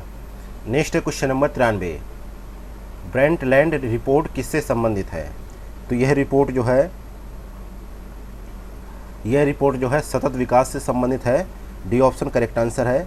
और वर्ष 1987 में पर्यावरण और विकास पर विश्व आयोग, जिसे वर्ष 1983 में स्थापित किया गया था, ने हमारा साझा भविष्य शीर्षक नाम से एक रिपोर्ट प्रकाशित की थी और दस्तावेज को जो है ब्रेंटलैंड रिपोर्ट के नाम से जाना गया। रिपोर्ट में प्रस्तुत किया गया कि गंभीर वैश्विक पर्यावरणीय समस्याएं मुख्य रूप से दक्षिण की अत्यधिक गरीबी और उत्तर में जो है उपभोग और उत्पादन के गैर धारणी प्रणाली का परिणाम है। नेक्स्ट है क्वेश्चन नंबर 94, राष्ट्रीय खाद्य सुरक्षा अधिनियम 2013 के संदर्भ में निम्नलिखित कथनों पर विचार करें। पहला कथन है कि इसमें 75% ग्रामीण और 50% शहरी आबादी को सब्सिडी वाले खाद्यान्न प्राप्त करने के लिए सम्मिलित किया गया है। दूसरा है यह गरीबों को मुफ्त कानूनी सहायता की प्रतिबद्धताओं को पूरा करता है। तो उपर्युक्त कथनों में से कौन सा कथन यहाँ पे सही है? देखा जाए पहला कथन यहाँ पे सही है और दूसरा कथन भी यहाँ पे सही है, तो इसलिए यहाँ पे बी ऑप्शन करेक्ट आंसर हो जाएगा। नेक्स्ट है क्वेश्चन नंबर 95, निम्नलिखित में से कौन सा युग में जो है SDG लक्ष्य से के बारे में सही सुमेलित नहीं है? तो SDG 6 है स्वच्छ जल और स्वच्छता के बारे में, ये सही है। SDG 11 है सतत शहर एवं संतुलित समुदाय, ये भी सही है। जलीय जीवों का जो है संरक्षण से संबंधित जो है देखा जाए, ये जो है SDG 14 से संबंधित है, SDG 17 से संबंधित है। लक्ष्य हेतु भागीदारी, यहाँ पे जो है ये जो एग्जाम्पल दे रखा है ये SDG 12 का है, लेकिन यहाँ पे लिखा है 17, तो ये ऑप्शन यहाँ पे सही सुमेलित नहीं है, तो यही करेक्ट आंसर हो जाएगा। नेक्स्ट है क्वेश्चन नंबर 96, प्रधानमंत्री श्रम योगी मानधन योजना के संदर्भ में निम्नलिखित कथनों पर विचार करें। पहला कथन है यह एक केंद्रीय क्षेत्रक योजना है और LIC इस योजना का फंड मैनेजर है। दूसरा कथन है योजना का उद्देश्य संगठित क्षेत्र को लाभ पहुंचाना है। तो उपर्युक्त कथनों में से कौन सा कथन सही है? तो यहाँ पे देखा जाए तो पहला स्टेटमेंट सही है, दूसरा स्टेटमेंट यहाँ पे गलत है। और इसके तहत जो है दूसरा स्टेटमेंट के बारे में बात की जाए इसलिए गलत है क्योंकि इस योजना का उद्देश्य जो है असंगठित क्षेत्रों के लगभग 42 करोड़ श्रमिकों को लाभ पहुंचाना है। और इस योजना की शुरुआत जो है बजट 2019 में की गई थी और फरवरी 2019 में इसको इम्प्लीमेंट किया गया। तो यहाँ पे जो है ए ऑप्शन ही करेक्ट है, बी ऑप्शन यहाँ पे गलत है। नेक्स्ट है क्वेश्चन नंबर 97, राष्ट्रीय परिवार स्वास्थ्य सर्वेक्षण 5 के अनुसार राष्ट्रीय स्तर पर लिंगानुपात क्या है? तो इसका लिंगानुपात जो है 1000 पुरुषों पर 1020 महिलाएं हैं। तो यहाँ पे करेक्ट आंसर है बी ऑप्शन। नेक्स्ट है क्वेश्चन नंबर 98, निम्नलिखित में से कौन सा युग में जो है योजना और वर्ष का सही सुमेलन नहीं है? तो यहाँ पे देखा जाए स्टैंड अप इंडिया को देखा जाए 2016 में आई, one nation one ration card योजना जो है 2019 में आई, गोवर्धन योजना 2018 में आई, जल जीवन मिशन जो है 2019 में आया। तो यहाँ पे 20 लिखा है, ये सही सुमेलित नहीं है। नेक्स्ट है question number 99, ageing will in Asia report प्रकाशित की जाती है। तो ये जो है एशियाई विकास बैंक द्वारा प्रकाशित की जाती है। बी ऑप्शन यहाँ पे करेक्ट आंसर है। और रिपोर्ट के अनुसार जो है विकासशील एशिया और प्रशांत क्षेत्र में 60 वर्ष और उससे अधिक आयु के लोगों की संख्या वर्ष 2050 तक लगभग दोगुनी होकर 1.2 बिलियन हो जाएगी, ऐसा जो है रिपोर्ट में कहा गया है। नेक्स्ट है क्वेश्चन नंबर 100, सूची फर्स्ट को सूची सेकेंड से सम्मिलित कीजिए। तो सूची फर्स्ट में है आर्थिक सर्वेक्षण 2023-24 के अनुसार सर्वाधिक उत्पादक राज्य, और सूची सेकेंड में फसलें हैं। तो गुजरात में कौन सी फसल अधिक हुई है? तो मूंगफली यह होती है। मध्य प्रदेश में होता है चना, और कर्नाटक में सूरजमुखी, और पश्चिम बंगाल में मेस्टा।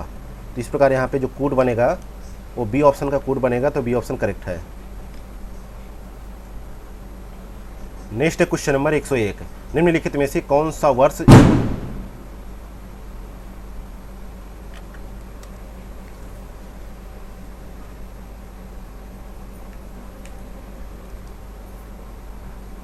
नेक्स्ट क्वेश्चन नंबर 101, निम्नलिखित में से कौन सा वर्ष 1990 के दशक के दौरान भुगतान संतुलन संकट का कारण नहीं है? तो यहाँ पे 101 में करेक्ट आंसर क्या है?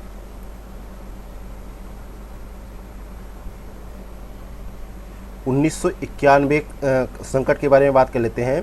तो वित्तीय वर्ष 1990-91 में जो है भारत को भुगतान संतुलन के गंभीर संकट का सामना करना पड़ा, और उस समय जो है भारत का विदेशी मुद्रा भंडार केवल 15 दिनों के आयात के लिए ही पर्याप्त बचा हुआ था। इसके अलावा और भी कई भुगतान संतुलन से संबंधित गंभीर संकट देखने को मिले, जिसमें राजकोषीय घाटा, खाड़ी युद्ध पहला, और कीमतों में वृद्धि, और वर्ष 1991 के सुधारों की प्रगति और कार्यक्षेत्र। यहाँ पे जो है देखा जाए तो सही विकल्प है तीनों, इसलिए यहाँ पे डी ऑप्शन करेक्ट हो जाएगा। उपरोक्त में से कोई सा भी नहीं, क्योंकि यहाँ पे कोई सा गलत है ही नहीं, तो यहाँ पे सारी ही सही है। नेक्स्ट क्वेश्चन नंबर 102, योजना आयोग की स्थापना कब हुई थी? तो योजना आयोग की स्थापना 1950 में हुई थी, और योजना आयोग एक जो है गैर संवैधानिक और गैर संवैधानिक निकाय था। तो यहाँ पे जो है सी ऑप्शन करेक्ट आंसर है।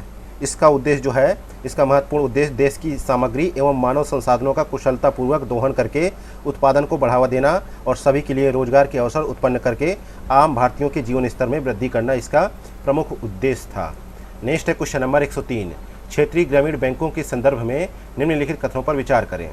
पहला कथन है, इन्हें जो है नरसिंघम वर्किंग ग्रुप 1975 की सिफारिशों के आधार पर स्थापित किया गया था। दूसरा कथन है, पहला क्षेत्रीय ग्रामीण बैंक जो है प्रथमा ग्रामीण बैंक था। तो उपर्युक्त कथनों में से कौन सा कथन सही है?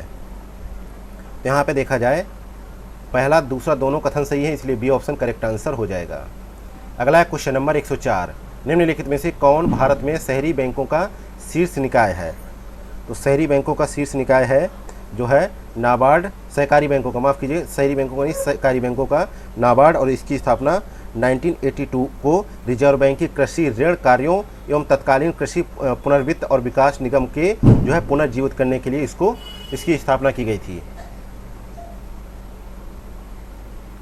नेक्स्ट है क्वेश्चन नंबर 105, किस समिति ने भारत में भुगतान संतुलन की स्थापना की सिफारिश की थी? तो इस समिति का नाम क्या है? जो है नचिकेत मोर समिति। ये ऑप्शन यहाँ पे करेक्ट आंसर है। इसके तहत जो है कुछ बैंकों को शामिल किया गया, जिसमें जो है Airtel payment bank, India post payment bank और जो है पेटीएम पेमेंट बैंक इत्यादि सम्मिलित किए गए, और ये जो है डॉक्टर नचिकेत मोर की अध्यक्षता में इस समिति का गठन किया गया था।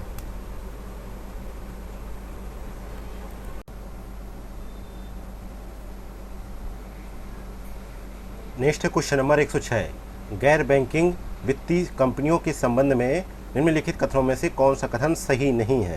तो यहाँ पे देखा जाए तो सी ऑप्शन यहाँ पे सही नहीं है कि वे भुगतान एवं निपटान प्रणाली का हिस्सा है एवं स्वयं पर जो है आहरित चेक जारी कर सकते हैं। तो यहाँ पे सी ऑप्शन करेक्ट आंसर नहीं है।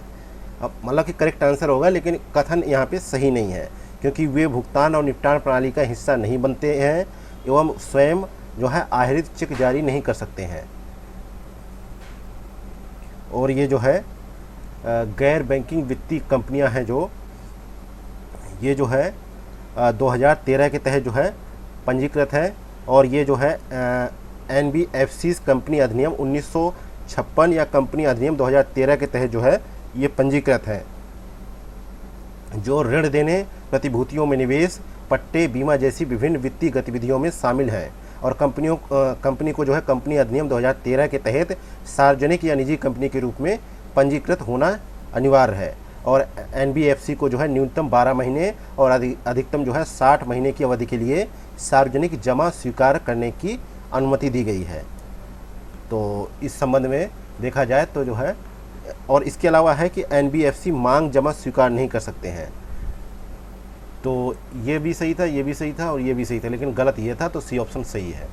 नेक्स्ट है क्वेश्चन नंबर 107। लीड बैंक योजना निम्नलिखित में से किस वर्ष शुरू की गई थी? तो ये जो है दिसंबर 1969 में शुरू की गई थी, तो बी ऑप्शन करेक्ट आंसर है। और इस योजना में जो है इस योजना में क्षेत्र दृष्टिकोण के तहत जो है प्रत्येक बैंक अपने सामाजिक दायित्वों का निर्वहन करता है और प्रत्येक बैंक जो है कुछ जिलों पर ध्यान केंद्रित करता है जहां वह अग्रणी बैंक के रूप में कार्य करता है। नेक्स्ट है क्वेश्चन नंबर 108। मुद्रा बैंक के संदर्भ में निम्नलिखित कथनों पर विचार करें। पहला कथन है, इसे सरकार द्वारा 2015 में 10 लाख रुपए तक का ऋण उपलब्ध कराने के लिए लॉन्च किया गया था। दूसरा कथन है कि मुद्रा बैंक जो है एमएसएमई को जो है प्रत्यक्ष ऋण प्रदान करता है। तो उपयुक्त कथनों में से कौन सा कथन यहाँ पे सही है? तो यहाँ पे पहला कथन सही है, दूसरा यहाँ पे गलत है, क्योंकि मुद्रा बैंक जो है माइक्रो फाइनेंस एजेंसियों और जो है एनबीएफसी को कम दरों पर ऋण प्रदान करता है, जो कि एमएसएमई को ऋण प्रदान करते हैं। मुद्रा सीधे सूक्ष्म उद्यमियों को ऋण नहीं देती है, तो इसलिए यहाँ पे दूसरा स्टेटमेंट गलत था, तो पहला ही सही था, तो ए ऑप्शन करेक्ट है। नेक्स्ट है क्वेश्चन नंबर 109। भारतीय रिजर्व बैंक के संदर्भ में निम्नलिखित कथनों पर विचार कीजिए। पहला कथन है, इसे मूल रूप से वर्ष 1935 में एक निजी संस्था के रूप में स्थापित किया गया था, लेकिन वर्ष 1949 में इसका राष्ट्रीयकरण कर दिया गया। दूसरा कथन है, 1 रुपये के नोट और सिक्कों को छोड़कर सभी नोट आरबीआई द्वारा जारी किए जाते हैं। तो यहाँ पे सही कथन का चुनाव करना है। तो यहाँ पे देखा जाए तो आरबीआई जो है आरबीआई के बारे में बात की जाए तो भारतीय बैंकिंग प्रणाली को नियंत्रित करने वाला देश का जो है केंद्रीय बैंक है, और इसकी स्थापना 1 अप्रैल 1935 को भारतीय रिजर्व बैंक अधिनियम 1934 के प्रावधानों के तहत किया गया था इसकी स्थापना। और 1949 में राष्ट्रीयकरण के बाद से रिजर्व बैंक पूर्ण रूप से भारत सरकार की स्वामित्व में है। तो पहला स्टेटमेंट सही है और दूसरा भी यहाँ पे सही ही है, तो इस प्रकार यहाँ पे बी ऑप्शन करेक्ट हो जाएगा। पहला दूसरा दोनों सही है। Next question number 110। ओवरड्राफ्ट सुविधा के संदर्भ में निम्नलिखित में से कौन सी जो है प्रधानमंत्री जनधन योजना खातों की मुख्य विशेषता है?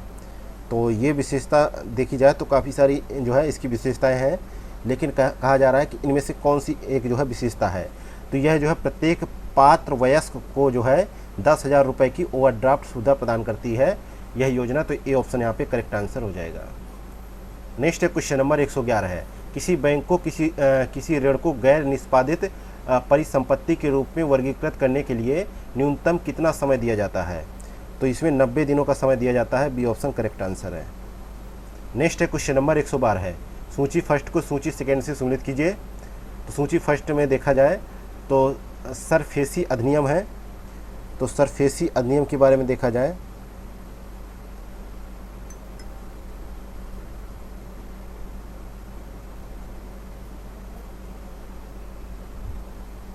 सरफेसी अधिनियम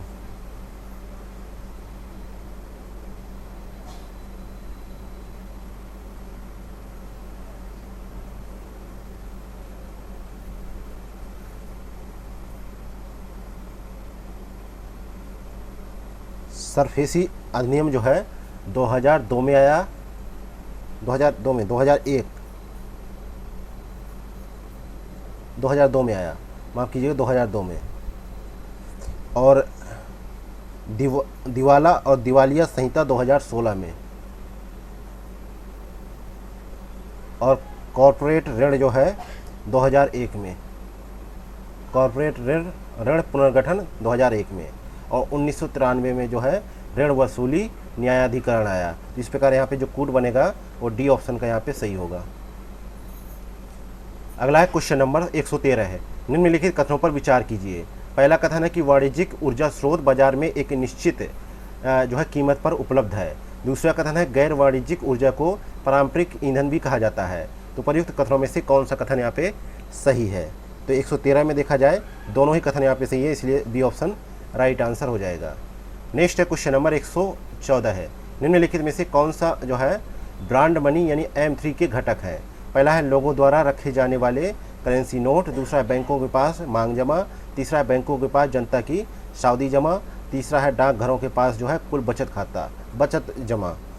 तो 114 में देखा जाए तो पहला, दूसरा, तीसरा यहाँ पे सही है, लेकिन जो है ये जो है डाकघरों के पास कुल बचत जमा जो है M4 मुद्रा के तहत जो है मिलती है, ना कि जो है ब्रांड मनी के तहत। इसलिए यहाँ पे केवल जो है पहला, दूसरा, तीसरा सही होगा, यानी बी ऑप्शन करेक्ट है। नेक्स्ट है क्वेश्चन नंबर 115 है, जो है सावधिक चल निधि अनुपात यानी SLR में कमी से क्या होता है। तो इसकी कमी से जो है बैंकों के लिए उधार देने हेतु उपलब्ध निधियों की मात्रा में वृद्धि होती है। तो ए ऑप्शन यहाँ पे राइट आंसर हो जाएगा। नेक्स्ट क्वेश्चन नंबर 116 है। 116 नंबर क्वेश्चन है, निम्नलिखित में से कौन से जो है चल निधि समायोजन सुविधा के दो प्रमुख घटक हैं। तो ये दो प्रमुख घटक कौन से हैं 116 में, यह है रेपो दर और रिवर्स रेपो दर। ये ऑप्शन यहाँ पे राइट आंसर है। नेक्स्ट क्वेश्चन नंबर 117 है, ट्रेजरी बिल के संदर्भ में निम्नलिखित कथनों पर विचार करें। पहला कथन है कि ट्रेजरी बिल सरकार की अल्पकालिक चल निधि आवश्यकता को पूरा करने के लिए केंद्र सरकार की ओर से RBI द्वारा जारी एक वचन पत्र है। दूसरा कथन है ट्रेजरी बिल शून्य कूपन प्रतिभूतियां हैं एवं उन पर कोई ब्याज दे नहीं होता है। तो उपर्युक्त में से कौन सा कथन यहाँ पे सही है। तो ट्रेजरी बिल के बारे में देखा जाए पहला, दूसरा दोनों कथन सही है, इसलिए बी ऑप्शन करेक्ट आंसर हो जाएगा। नेक्स्ट है क्वेश्चन नंबर 118 है, वाणिज्यिक पत्रों के संबंध में निम्नलिखित में से कौन सा कथन सही नहीं है। तो वाणिज्यिक पत्रों के बारे में देखा जाए तो वाणिज्यिक पत्र एक जो है अल्पकालिक प्रतिभूति है जिसकी परिपक्वता अवधि 7 दिन से 365 दिनों तक होती है, जिसे कॉरपोरेट घरानों द्वारा अंकित मूल्य पर छूट पर जो है जारी किया जाता है, और यह कंपनियों की कार्यशील पूंजी आवश्यकताओं के वित्त पोषण के लिए काफ़ी लोकप्रिय साधन है। और वाणिज्यिक पत्र आमतौर पर जो है सावधि जमा और जमा प्रमाण पत्र की तुलना में अधिक रिटर्न देते हैं। तो यहाँ पे डी ऑप्शन करेक्ट आंसर हो जाएगा, क्योंकि कम रिटर्न देते हैं ये लिखा है, लेकिन अधिक रिटर्न देते हैं ये सही है। नेक्स्ट है क्वेश्चन नंबर 119 है, पूंजी बाजार लिखतों में निम्नलिखित में से कौन सा जो है ऑप्शन सही है। तो यहाँ पे जो है पहला है ट्रेजरी बिल, दूसरा है वाणिज्यिक बिल, तीसरा है बॉन्ड, चौथा है म्यूचुअल फंड। तो नीचे दिए गए कूट के माध्यम से सही उत्तर का चयन करें। तो यहाँ पे तीसरा और चौथा यहाँ पे सही है, क्योंकि जो है इसमें शेयर, डिवेंचर्स, बॉन्ड और म्यूचुअल फंड आदि शामिल होते हैं पूंजी बाजार में। तो यहाँ पे सी ऑप्शन करेक्ट आंसर है। इसके अलावा मुद्रा बाजार में ट्रेजरी बिल, वाणिज्यिक बिल आदि सम्मिलित होते हैं। नेक्स्ट है क्वेश्चन नंबर 120 है, भारत में मसाला बॉन्ड पहली बार किस वर्ष शुरू किए गए थे। तो 120 का करेक्ट आंसर है 2015 में शुरू किए गए थे। और मसाला बॉन्ड जो है मसाला बॉन्ड रुपए मूल्य वाले बॉन्ड हैं जिन्हें भारतीय संस्थाओं द्वारा विदेशी बाजारों से धन जुटाने के लिए जारी किया जाता है। इसका मतलब ये होता है कि उधार लिया गया पैसा भारतीय रुपए में होगा, ना कि किसी विदेशी मुद्रा में, इसलिए उसे मसाला बॉन्ड कहा जाता है। नेक्स्ट क्वेश्चन नंबर 121 है, अंग्रेजी लेखक श्रेणी के लिए बाल साहित्य पुरस्कार निम्नलिखित में से किस व्यक्ति को दिया गया था। तो ये जो है पुरस्कार जो है नंदिनी सेन गुप्ता को प्रदान किया गया, और उनके ऐतिहासिक उपन्यास the blue horse and other amazing animal stories from Indian history और हिंदी लेखक देवेंद्र कुमार के जो है बच्चों की कहानियों का संग्रह 51 बाल कहानियों के लिए उनको जो है बाल साहित्य पुरस्कार प्रदान किया गया है।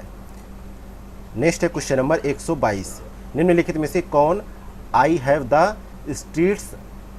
स्ट्रीट अ कुट्टी क्रिकेट स्टोरी पुस्तक के लेखक हैं। तो 122 का करेक्ट आंसर है रविचंद्रन अश्विन है इस पुस्तक के लेखक। यहाँ पे सी ऑप्शन करेक्ट आंसर है। नेक्स्ट है क्वेश्चन नंबर 123 है, पर्यावरण प्रदर्शन सूचकांक 2024 के संदर्भ में निम्नलिखित में से कौन सा कथन सही है। पहला है कि भारत 180 देशों में 176वें स्थान पर है। दूसरा कथन है इस सूचकांक को प्रतिवर्ष जो है जर्मन वॉच द्वारा प्रकाशित किया जाता है।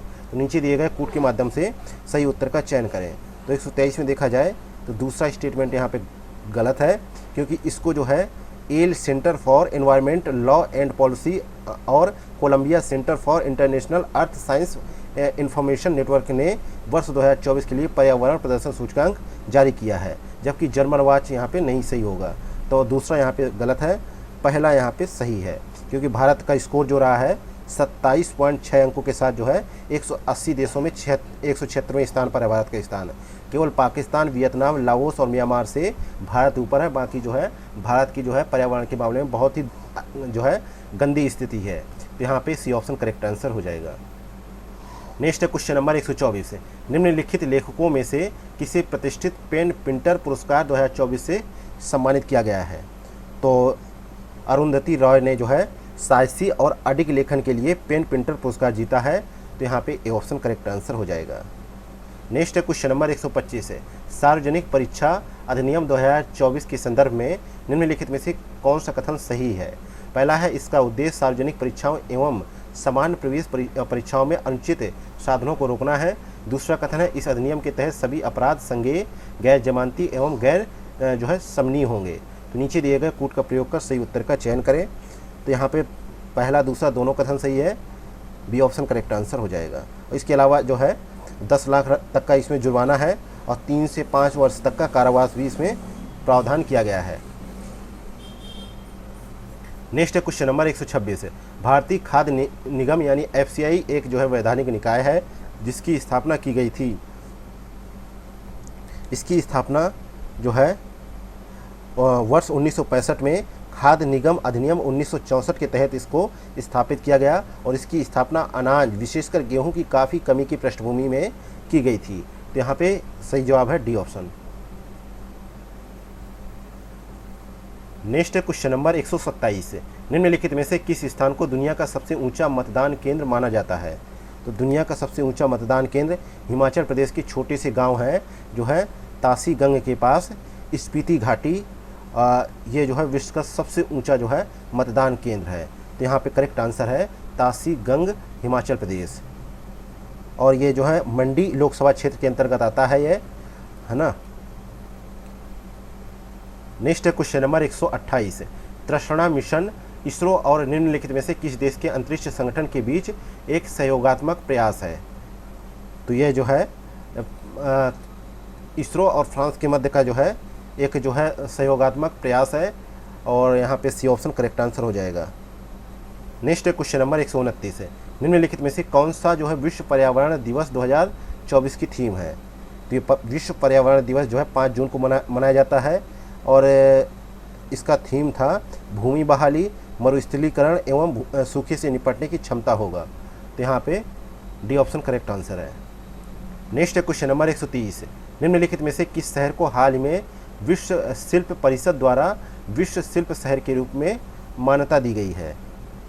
तो यहाँ पे राइट आंसर है 130 का जो है Srinagar, D option correct answer है। यह मान्यता देने वाला जो है चौथा भारतीय शहर है। इससे पहले जो है जयपुर, मलप्पुरम और मैसूर अन्य 3 भारतीय शहर हैं जिन्हें पहले विश्व शिल्प शहरों के रूप में मान्यता दी गई है। नेक्स्ट है क्वेश्चन नंबर 131 है, केंद्रीय सहकारिता मंत्रालय का गठन कब किया गया? तो इसका गठन जो है 6 जुलाई 2021 को किया गया। तो यहाँ पे करेक्ट आंसर है ए ऑप्शन।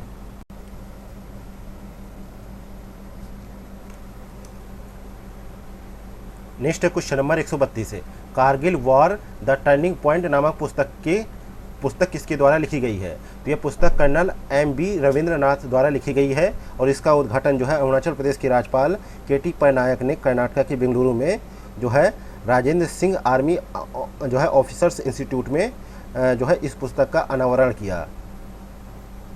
नेक्स्ट है क्वेश्चन नंबर 133 है, निम्नलिखित में से किस स्थल को भारत का 43वां विश्व धरोहर स्थल घोषित किया गया है?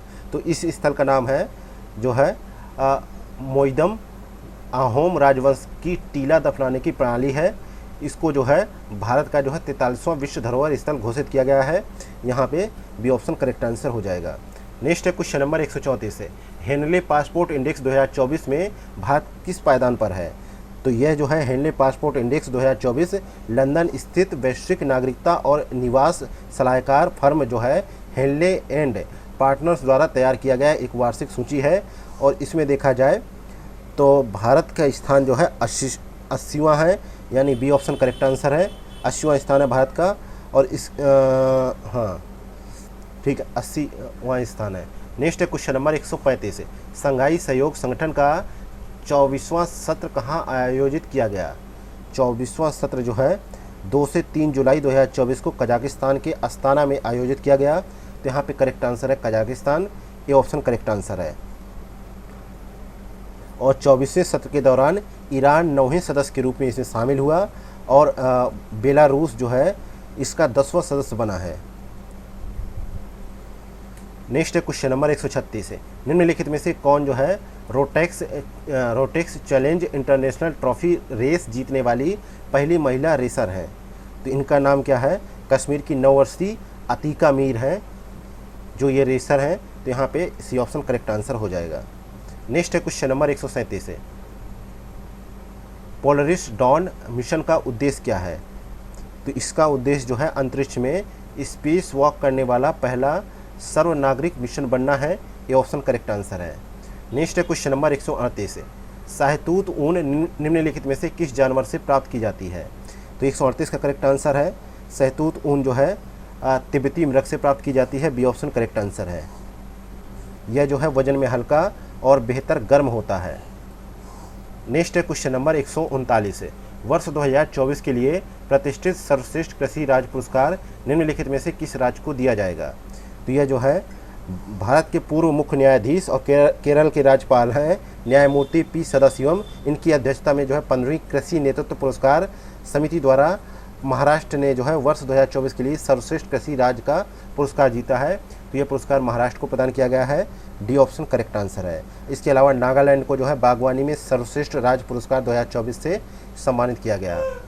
नेक्स्ट है क्वेश्चन नंबर 140 है, हाल ही में भारतीय प्रधानमंत्री नरेंद्र मोदी को निम्नलिखित में से किस देश का सर्वोच्च नागरिक सम्मान order of Saint Andrew the जो है एपोस्टल मिला है? तो ये जो है पुरस्कार है रूस का। तो यहाँ पे डी ऑप्शन करेक्ट आंसर है।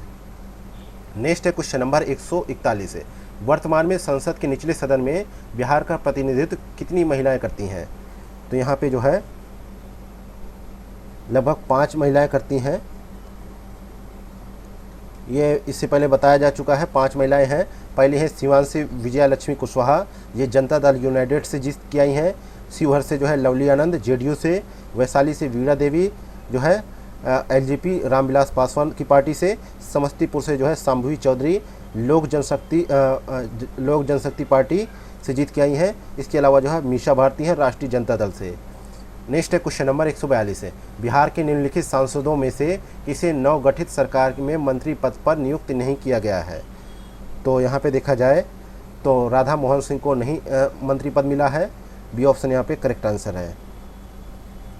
नेक्स्ट है क्वेश्चन नंबर 143 है, रिंकी झा रिश्का को किस साहित्यिक कृति हेतु साहित्य अकादमी युवा पुरस्कार 2024 से सम्मानित किया गया है?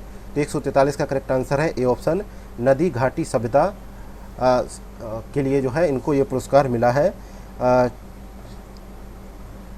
नेक्स्ट है क्वेश्चन नंबर 144 है, बिहार के किस एथलीट ने नेपाल में आयोजित अंतर्राष्ट्रीय कराटे प्रतियोगिता में स्वर्ण पदक जीता है? तो यहाँ पे 144 का करेक्ट आंसर है डी ऑप्शन, जो है जाबिर अंसारी ने जीता है, डी ऑप्शन करेक्ट आंसर है। इस कार्यक्रम में जो है भारत, पाकिस्तान, श्रीलंका, बांग्लादेश, भूटान, अफगानिस्तान और नेपाल देशों ने भी भाग लिया था। नेक्स्ट है क्वेश्चन नंबर 145 है, श्रेयसी सिंह ने 2024 के ओलंपिक खेलों में किस खेल में भारत का प्रतिनिधित्व किया है? तो इन्होंने जो है श्रेयसी सिंह ने जो है शूटिंग में जो है प्रतिनिधित्व किया है। तो यहाँ पे करेक्ट आंसर है निशानेबाजी, बी ऑप्शन करेक्ट आंसर है। नेक्स्ट है क्वेश्चन नंबर 146 है, बिहार के किस शैक्षणिक संस्थान ने भारतीय संस्थागत रैंकिंग फ्रेमवर्क रैंकिंग 2024 में 7वां स्थान हासिल करके एक महत्वपूर्ण उपलब्धि हासिल की है? तो इस विश्वविद्यालय का नाम है बिहार के समस्तीपुर के पूसा में स्थित जो है डॉक्टर राजेंद्र प्रसाद केंद्रीय विश्वविद्यालय ने जो है IIRF रैंकिंग 2024 में 7वां स्थान हासिल किया है। तो यहाँ पे सी ऑप्शन करेक्ट आंसर हो जाएगा। नेक्स्ट है क्वेश्चन नंबर 147 है, किसने बिहार राज्य में पुलिस सब इंस्पेक्टर के रूप में नियुक्त होने वाला पहला ट्रांसजेंडर व्यक्ति बनकर इतिहास रच दिया है? तो ये भागलपुर के एक छोटे से गांव की रहने वाली है मानवी मधु कश्यप। तो इनका ये ऑप्शन करेक्ट आंसर हो जाएगा।